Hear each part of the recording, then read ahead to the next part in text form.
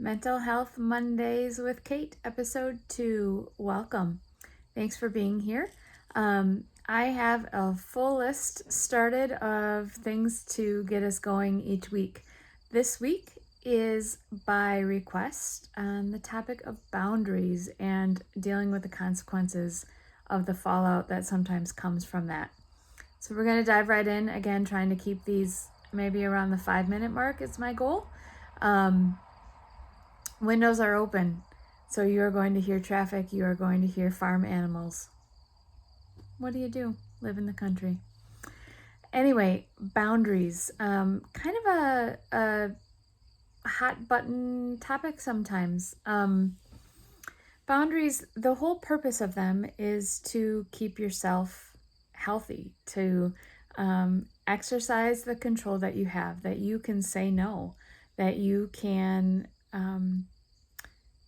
put up the fences of what you are willing to do and not willing to do. The problem with boundaries, as many of you who are good at keeping them discover, is that people like to share their opinion about the boundaries that you have created. So what boundaries should be? Boundaries should be things that help keep you within the realm of what you can handle. So in other words, you decide how many things you can say yes to in a given day or a given week. What kind of recharge time do you need for yourself? Where is that line of I can deal with this many things or this many people in a given day, and once I hit that point, I have to be done? You are the only one who knows that for yourself. And yes, there are factors that complicate that are outside of your control. What work requires of you, what family life requires of you. My challenge to you is to consider what truly is a need and a requirement, and what do you simply feel obligated to do based on other people's expectations of you. So consider the circle of control. You control what you say. You control what you do. You control how you say the things that you say. And you control how you receive what people say and do to you. You do not control how other people receive what you say. You do not control what other people do with what you say or do.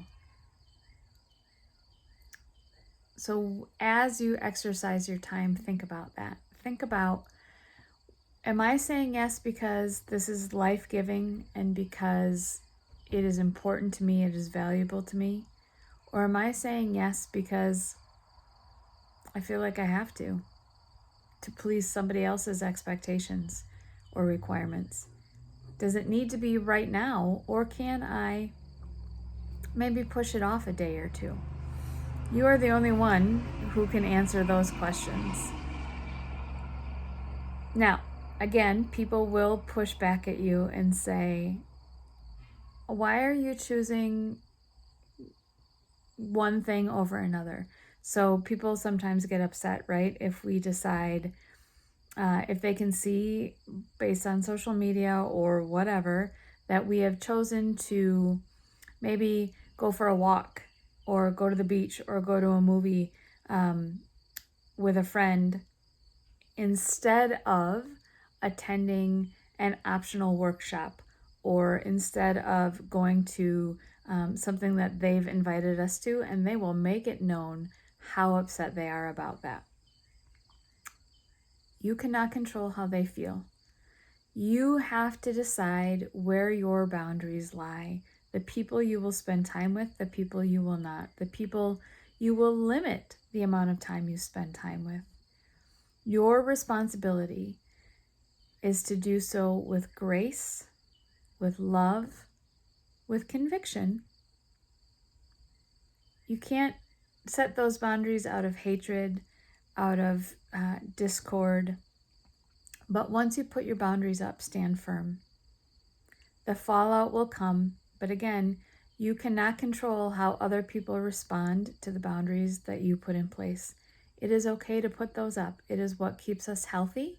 It is what allows us space to recharge. It is what allows us time with our people that give us rejuvenation and allow us to continue going. So keep in mind as you put up those boundaries, why are you doing them? Are you putting up a boundary because it's life-giving? Do it. Are you putting up a boundary because you are feeling that you just don't want to, or something doesn't feel off? Explore that a little bit more. Are you putting up a boundary simply because you just don't want to deal with somebody anymore? Maybe that's a reason to wait. Decide if the boundary is appropriate. You are in control of you. I wish you were in control of more, but we're not. I control me, you control you, but we do so from a place of grace, of gratitude, of love for each other.